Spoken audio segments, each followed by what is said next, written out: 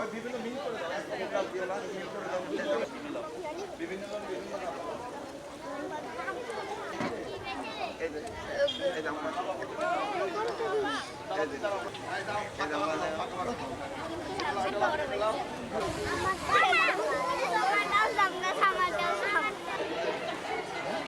মাননীয় প্রধানমন্ত্রী জনাব তারেক রহমান আগামী 5 বছরে সারা দেশে যে বৃক্ষরোপণের কর্মসূচি দিয়েছে তারই অংশ হিসেবে আমরা আজকে এই বেলঘরিয়া প্রাথমিক সরকারি বিদ্যালয়ে আমরা এই কোমলমতি শিশুদের মাঝে আমরা প্রায় 400 গাছ আমরা বিতরণ করেছি।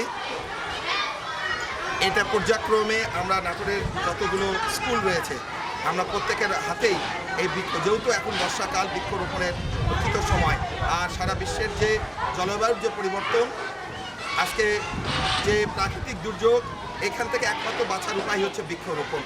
কারণ গাছ আমাদেরকে ফল দিবে, গাছ আমাদেরকে অক্সিজেন দিবে, গাছ আমাদের জীবন ধারণের জন্য কাজ করবে। এর বিকল্প আর কিছু পৃথিবীতে হতে পারে না।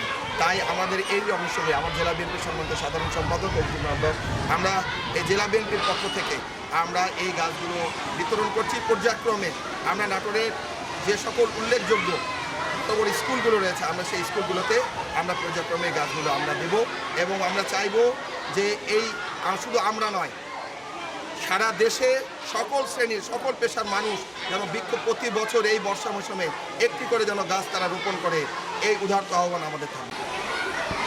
জনাব তারেক রহমান আগামী 5 বছরে সারা বাংলাদেশে 25 কোটি বৃক্ষরোপণের কর্মসূচি দিয়েছেন। তারই সহযোগিতায় আমরা নাটোরে এসআরআই ফাউন্ডেশনের তত্ত্বাবধানে আমাদের জেলা বিএনপির যুগ্ম আহ্বায়ক জিল্লুর রহমান খান চৌধুরী বাবুলের সার্বিক ব্যবস্থাপনায় ইতিমধ্যে আমরা বিভিন্ন স্তরে মানুষের মাঝে বৃক্ষরোপণ করছি।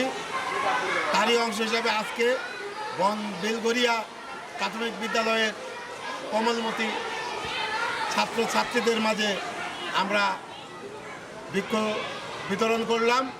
আমরা আশা করি এই বৃক্ষগুলো আগামী দিনে সারা বাংলাদেশকে অক্সিজেনে ভরপুর করে দিবে।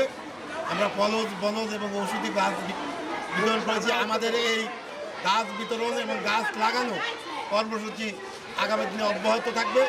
সবার সহযোগিতা চাচ্ছি, সবার সহযোগিতা নিয়ে ঘরে ঘরে বাড়িতে বাড়িতে রাস্তার পাশে স্কুল কলেজ বিভিন্ন মাঠে গাছ একটি করে গাছ লাগিয়ে আমরা সবুজ শ্যামল নতুন বাংলাদেশ, যে বাংলাদেশ হবে সুন্দর সাম্য এবং মানবিক বাংলাদেশ, এই দেশ করতে চাই।